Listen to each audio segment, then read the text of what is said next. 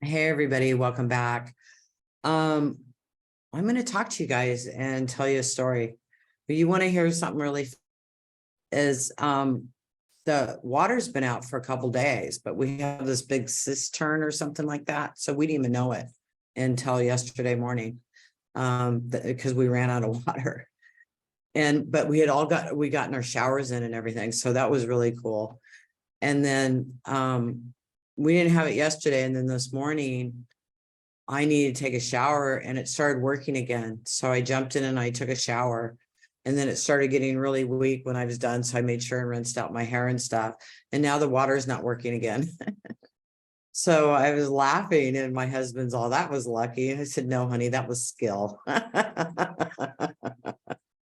So I turned on my water so I could take a shower. Isn't that funny? They're working on the whole city.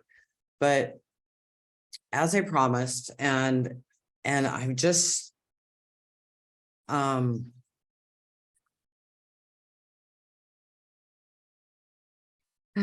anyways, I'm a walk-in, and there was two souls in this body since I was 3 until 2018, and one's left, and it's my higher self. And of course, this was all agreed upon. But I want to share the story for my book. They've been asking me for background information and stuff like that. So, and I've been very clearly told that I have to share this information. And previously, I've only shared it in certain practitioner trainings and not public.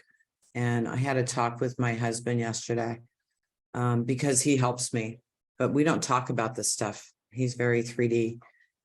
But yet he helps me in my business. So I sat down yesterday in his office and I said, honey, I'm going to be writing some stuff and saying some stuff that you're not familiar with. But I was told it was time. And so him in his business way said, honey, I don't read that stuff. I just help you for people and what you're saying. So don't worry about it. And I said, okay, thank you. And I haven't talked to him about this because that's not where his consciousness is. But he's very intuitive and he blows me away with some of the things he says. And he's such a support to me. And I'm so thankful to have him in my life. Somebody asked me the other day if I believed in soulmates or twin flames. And I said, no, that's a bunch of crap. I don't think so. And then him, oh boy, is he my twin flame. So yes, I totally believe now. Anyways, so to start with this book, childhood. My mother was 18 when I was born, and I was her third child. She was married to my dad. And I remember being 3 years old and standing in the kitchen and looking around at everybody. And I knew what everybody was like. I remember looking at a person, this person is this, and this, right? This person is this, and this. And I had their whole story and what they were like. And I remember when this happened when I was 3 years old. And while telling this story, which I'm going to be doing over the next several weeks, is I'm going to be popping back and forth because now there's two beings in the vessel. So all my memory is of all of it, but it still is going to be flipping back and forth in the transmission of the story. So that's what happened at 3 years old. It was a big, huge thing. I grew up in a Christian. My grandma was very, very religious Christian. And so my mom would take us to church. When I was about 4 years old, my mom had a baby after her divorce and put him up for adoption because in those days you couldn't have a child out of wedlock. So, and then my mom got married later and had 2 more children. So I was raised with 7 of us in a 3-bedroom, 1-bath house. they had money to pay their bills, and food was spaghetti or beans most of the time. And so that was the environment I grew up in. And I wasn't really present most of it. I mean, when I look back on it, I just really wasn't even in my body. And I remember being in the 5th grade, and all I could hear the teacher say was wah, wah, wah. Seriously, didn't even hear her or what she was saying. And I just remember being out of body and floating around. I mean, these are my memories I mean, of course, I have some other ones of my childhood, but that was just so present. And then when I was in junior high school, this girl had a sleepover, a slumber party, and I went, and we started doing a seance, and I took over. Don't ask, I grew up in a Christian household, but I knew how to do the seance. And I took their hands and we did the seance, and we said, Spirit, if you're with us, have all the dogs in the neighborhood bark. And all the dogs started barking.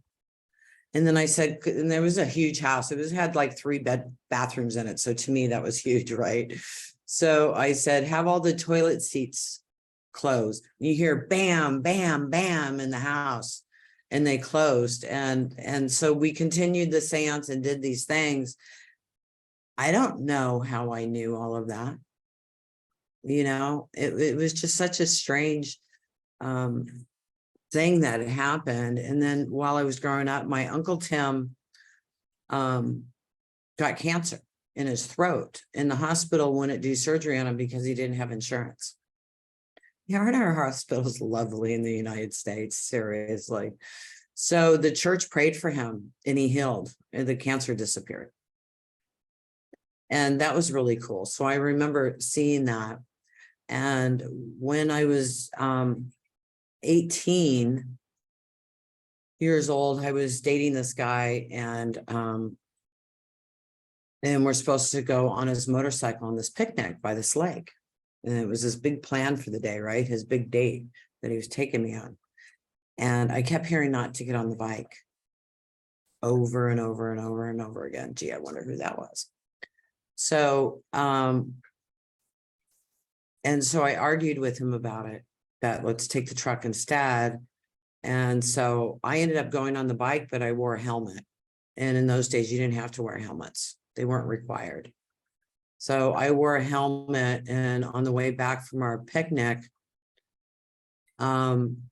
we slid out in some sand on a guardrail, and I landed on the guardrail, which are these metal, they're metal, they're hard. And it broke the helmet, and I was bleeding from my mouth and stuff. And he thought I was dead. I mean, it would knock me out. And I remember waking up in the hospital with this baby crying. And that's what pulled me out of where I was. I wasn't listening. And look what happened, because I didn't listen. And if I didn't wear the helmet, I'd be dead. I had multiple contusions. I have a scar up to here. I got a scar here. I knocked out a tooth. I broke a finger. I mean, I was really banged up, and I had to eat everything out of a straw for probably a month. I remember my cousin making me chicken soup and putting it in the blender. It was really gross, but it was good too. But it was because I wasn't listening. And we all have that inner voice. We all have that connection. I mean, I get there was 2 souls here, but it was a constant conversation. I thought everybody had that. I had a constant conversation going on. And I would pop back in between the 2. So, so at 19, I had this cat. Her name was Torpedo.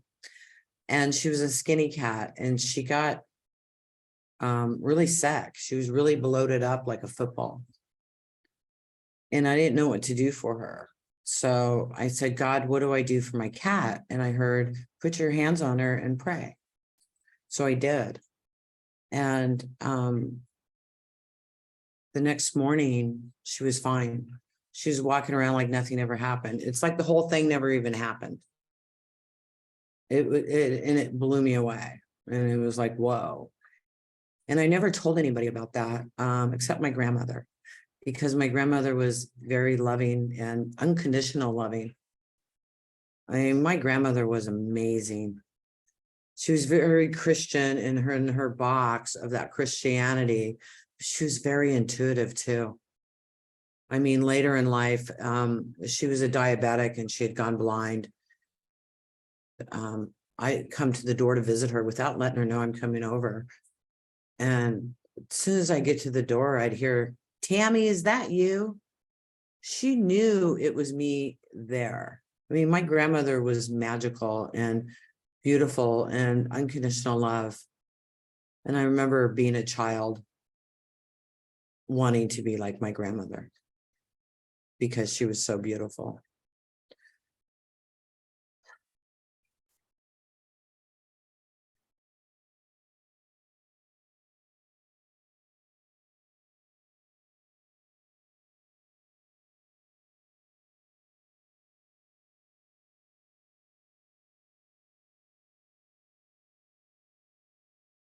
Sorry, I'm just feeling the energy. Yeah, how did you balance conversations within?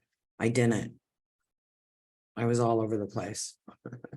We'll go into that later. I was pretty wild too.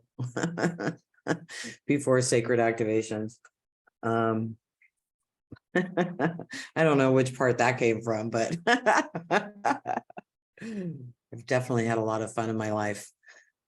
We're going to stop this here, you guys.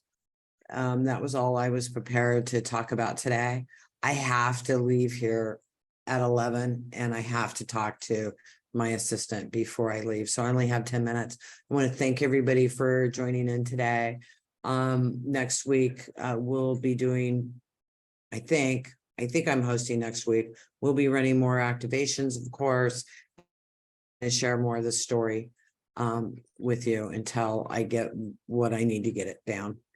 So thank you again, everybody, for joining in and sending you all lots and lots of love.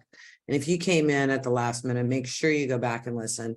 Oh, yes. I didn't get to do a live because we had to cancel Tariff because he had an emergency. So I interviewed a friend of mine that I've known for 27 years. She was the first psychic I ever met. And she's absolutely incredible and amazing. So go back and listen to that interview. And if you need some special help with healing, reach out and connect with her. She's absolutely incredible. She really is. Anyways, you guys, I love you. Have an absolutely beautiful day. And I'll see you next Tuesday. Thanks.